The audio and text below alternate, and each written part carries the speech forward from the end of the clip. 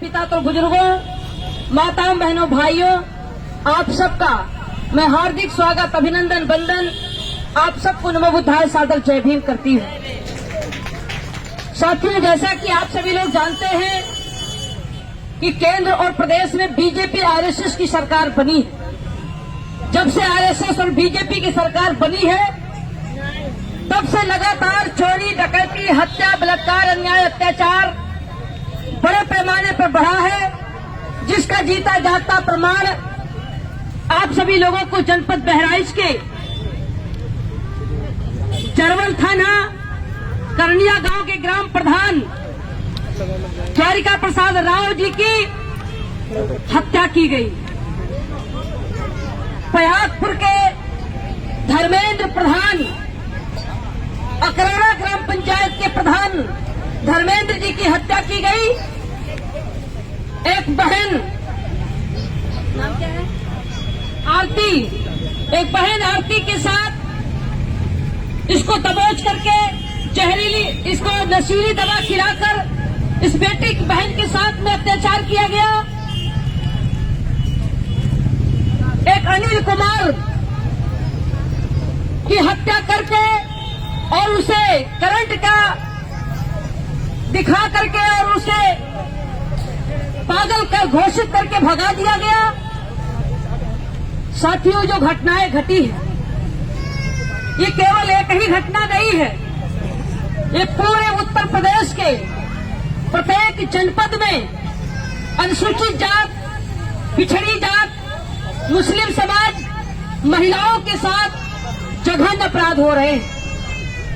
साथियों, मैं कहां तक बताऊं, आज मैं धर्मेंद्र प्रधान की हत्या के आरोपियों को निष्पक्ष रूप से जांच कराकर गिरफ्तार करने के लिए आज मैं धरने पे बैठी हूं। द्वारिका प्रसाद राव के हत्यारों को निष्पक्ष रूप से जांच कराकर और उसे गिरफ्तार कराने की मैं मांग करने के लिए बैठी हूँ। एक बहन के साथ, आरती के साथ, अनिल कुमार के साथ जो घटना हुई है, हत्या हुई है, इसको मैं न्याय दिलाने के लिए धरने पे बैठी हूँ। मैं आपके बीच में हूँ और मेरे घर पर, मेरे प्लाट पर सैकड़ों पुलिस, जितनी पुलिस यहाँ नहीं होगी इससे ज्यादा पुलिस और तहसील का पूरा महिंद्रवा का तहसील के प्रशासन हमारे प्लाट पर वहां जांच हो रहा है। और ये इसलिए जांच कराई जा रही है कि जब सावित्रीबाई फुले को ये पता चलेगा कि सावित्री के घर पर जांच हो रहा है, पुलिस पहुंची है, तो सावित्रीबाई फुले डर जाएगी, भयभीत हो जाएंगी, धरना समाप्त हो जाएगा और हम अत्याचार और हत्यारों को बचा लेंगे। मैं कहना चाहती हूँ बहराइच के एसपी महोदया को, बहराइच के डीएम महोदय को कि सावित्री को अगर फांसी के फंदे पर भी अगर झूलना पड़ा तो बहुजन समाज के लिए मैं फांसी के फंदे पर झूलने के लिए मैं तैयार हूँ।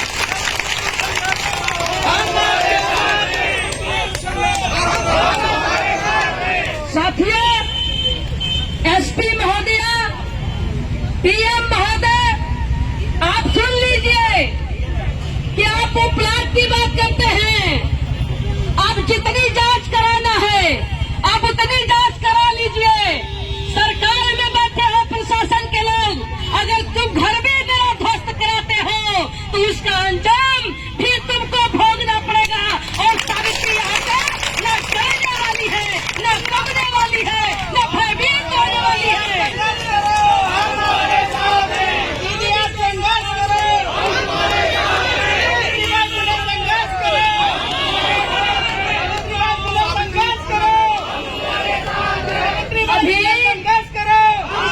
अभी बहराइच का प्रशासन, बहराइच के डीएम, बहराइच के एसपी को अभी पता नहीं है और नहीं पता है तो वे पता कर लें।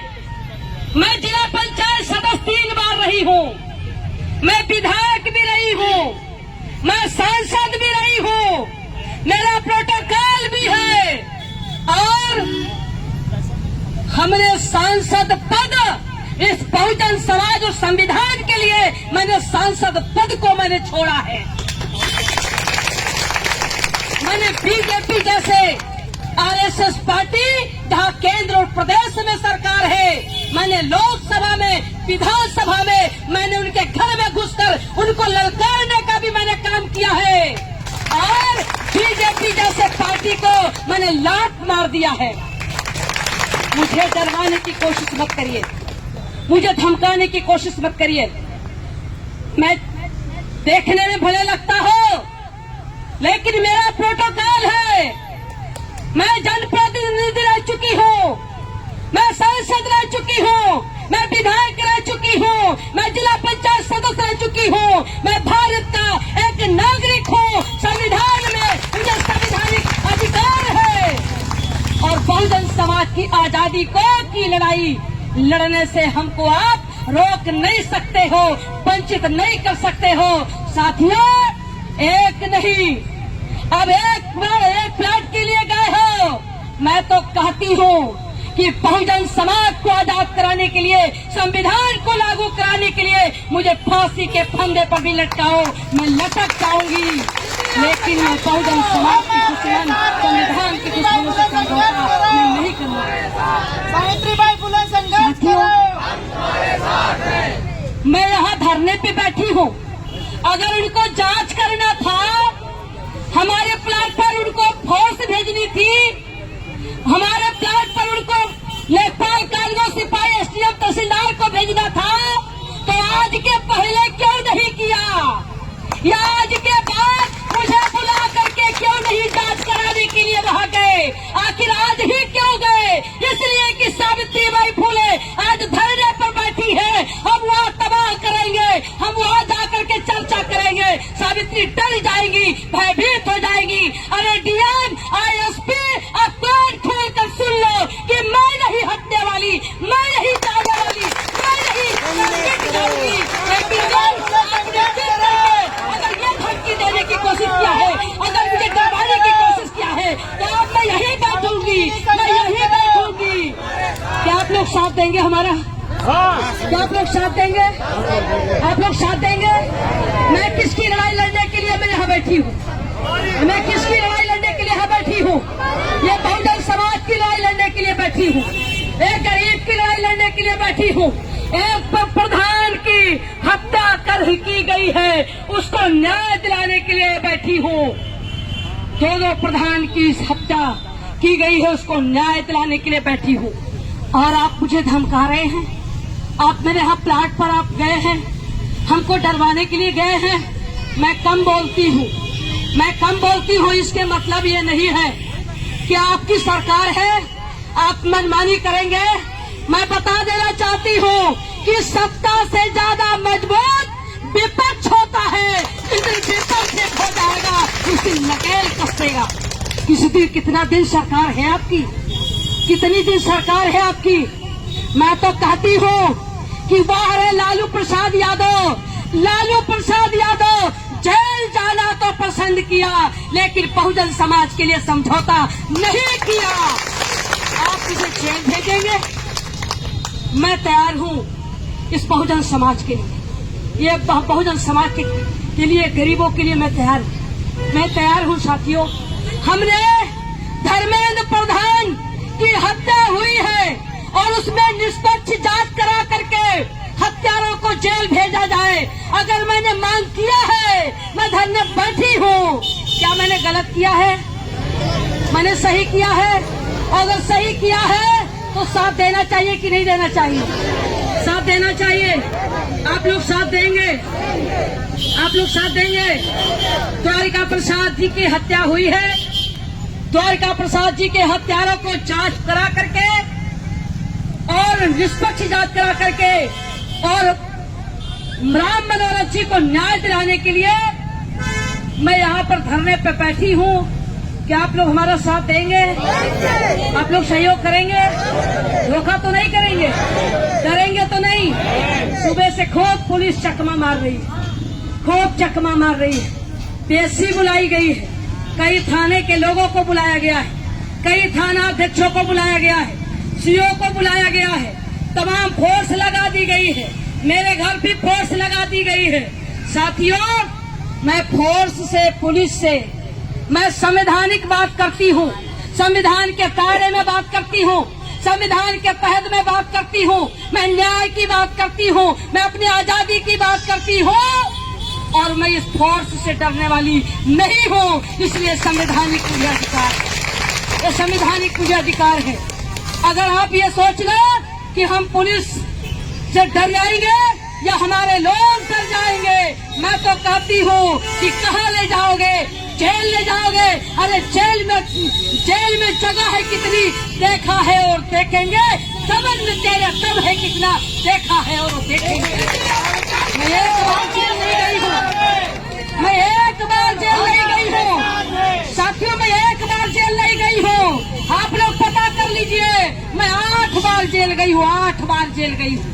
इसी बहराइच जिले के जेल में मैं 8 बार जेल गई हूँ। लखनऊ के जेल में मैं जेल जा चुकी हूँ, मुझे गोली भी लगी है, मैं गोली भी खा चुकी हूँ, मैं जेल भी जा चुकी हूँ। मैं बहुजन समाज के लिए अपना घर भी छोड़ दिया, मैं सन्यासी हो गई। मैं बहुजन समाज के लिए सांसद पद छोड़ दिया, मैं बहुजन समाज के लिए और आपकी आजादी के लिए मैं फांसी के फंदे पर भी लटकने के लिए तैयार हूँ। मैं आपकी आजादी दिलाने के लिए।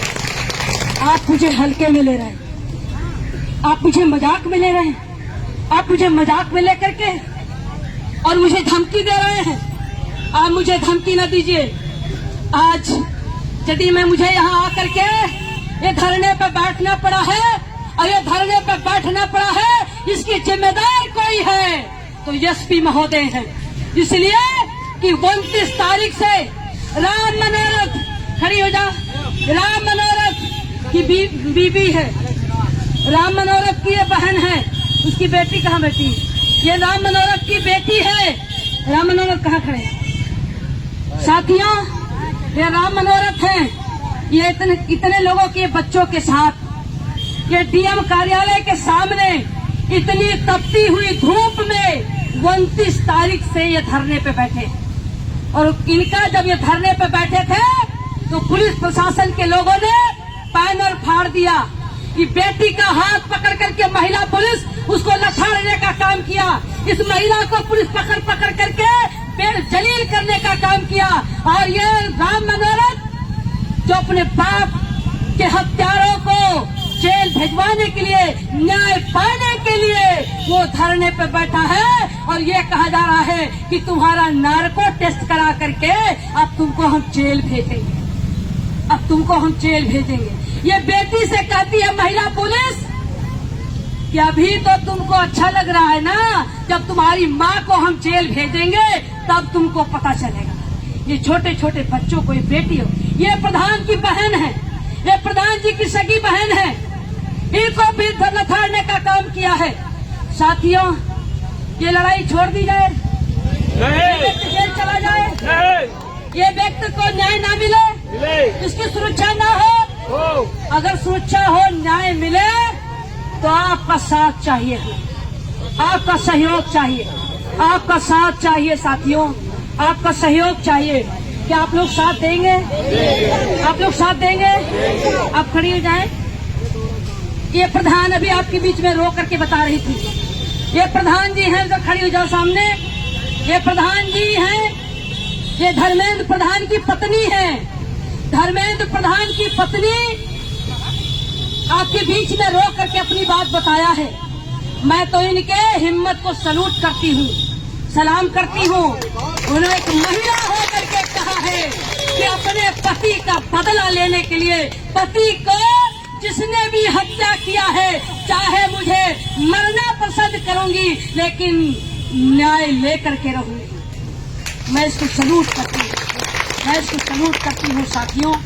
अपने पति के मरने के दूसरे दिन इस हिम्मती महिला ने नामांकन किया है, चुनाव लड़ा है और सामान्य सीट पर बहुत अच्छे वोट से जीत करके आई है, चुनाव जीत करके आई है। अपने पति का गले में कफन का चीर पहन करके अपना बेटा, अपनी बेटे को, 2 बेटा है, एक बेटा और कहीं होगा, एक बेटा वो खड़ा है, ये वो बड़ा बेटा है और ये छोटा बेटा है, 2 ही बेटे। इसके माँ पे 2 बेटे हैं। आजा बाबू इधर जाओ। ये 2 बेटे हैं। ये 2 बेटों को लेकर के और सामान सीट पर चुनाव लड़ करके, और ये प्रधान की माँ है, ये प्रधान जी की माँ है, ये भी प्रधान रह चुकी धर्मेंद्र प्रधान की माँ है। ये भी अपने बच्चों के तीनों लोग मिलकर सामान सीट पर चुनाव लड़ा, ये कह करके कि हत्या इसलिए की गई थी कि सामान सीट पर चुनाव लड़ोगे तो तुमको मार देंगे। और उनका सपना था कि मैं सामान सीट पर चुनाव जीत करके मैं आऊंगा, सामान सीट पर लड़ूंगा। और उनकी पत्नी ने भी तय किया कि अगर पति हमारे केवल चुनाव के लिए उनकी हत्या हुई है तो हमें चुनाव लड़ करके उनका कफन का चीर पहन करके अपने बच्चे को ले करके और मैं चुनाव गांव में जाऊंगी, वोट मांगूंगी, चुनाव लड़ करके अपने पति का सपना इस महिला ने पूरा किया। क्या इसकी हिम्मत और इसका साथ देना चाहिए कि नहीं देना चाहिए? देना चाहिए, इसका साथ देना चाहिए। आप लोग साथ देंगे? बहुत बहुत साधुवाद। आप बैठिए, बैठिए। ये हमारी माँ भी रो रही थी, ये हमारी माँ रो रही थी अभी। इनका एक ही बेटा था, एक ही बेटा था, और इस इनके बेटे की हत्या कर दी गई। थाने में एप्लीकेशन लेकर के गई, इनको पागल घोषित कर दिया गया। अरे पुलिस को जांच तो करनी चाहिए, एप्लीकेशन लेना चाहिए, उसको जांच करना चाहिए, लेकिन जांच न करके बल्कि दबाव बनाया गया, डरवाया गया और घर बैरंग वापस हो गई। अगर मैं न होती तो यहाँ तक ये नहीं आ पाती। इकलौता बेटा, एक ही बेटा आज इस दुनिया में नहीं है। अगर इसको न्याय दिलाने के लिए हमें इसका साथ देना चाहिए कि नहीं देना चाहिए? इसका साथ देना चाहिए। एक हमारी बहन बैठी है, आरती, खड़ी हो जाए। इस बहन के साथ में जो घटना हुआ है, इसको नशीली दवा खिलाई गई है, इसके साथ दुर्व्यवहार किया गया है, इसने नामजद एप्लीकेशन दिया है, ये बेहोशी के हालत में थी। कई दिन के बाद इसको होश आया, और कई दिन के होश आने के बाद ये कई दिन के बाद होश आया है, और इसने एप्लीकेशन भी थाने पे दिया है, बयान भी दिया है।